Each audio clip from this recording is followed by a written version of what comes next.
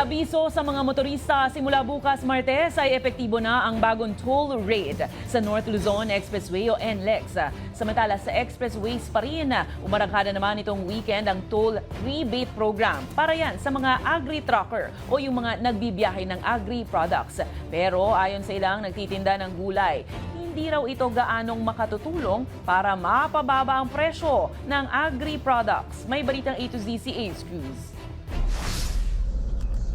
Ipatutupad na simula bukas June 4 ang bagong toll rate sa North Luzon Expressway o NLEX. Bahagi ito ng inaprubahan ng Toll Regulatory Board na second tranche sa toll adjustments. Sa bagong toll fee matrix para sa mga daraan ng Balintawak, Quezon City hanggang sa Marilao sa Bulacan, may dagdag na 5 piso sa Class 1 vehicles o mula 69 pesos ay magiging 74 pesos na.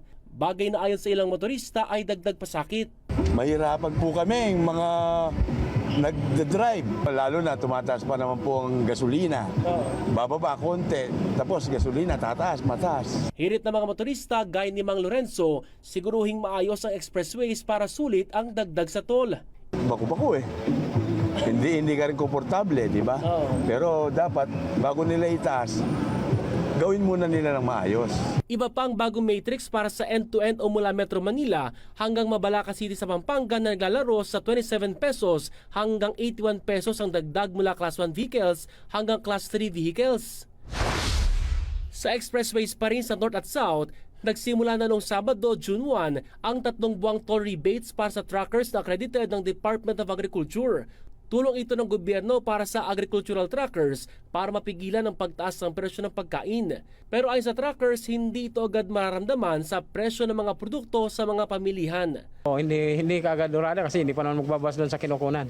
Ayon sa vegetable vendor sa Balintawak Market, bukod sa toll, marami pang dahilan kung bakit mataas ang presyo ng mga paninda. Sa tingin ko, number 1 yung gas, tapos yung ginagamit din sa pagtatanim, yung mga abono, yan.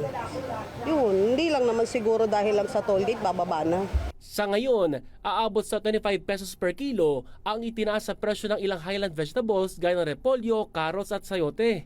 Ayon sa Confederation of Truckers Association of the Philippines na may 12,000 units, humingi na sila ng meeting sa Department of Agriculture para linawin kung kabilang sa rebate program ang mga closed trucks na kanilang gamit pero hindi pa sila hinaharap ng DA. Hindi visible at pati naman yung bigas at asukal, naka-containerized din yun, naka-20-footer lahat yun. Nakakalito pa.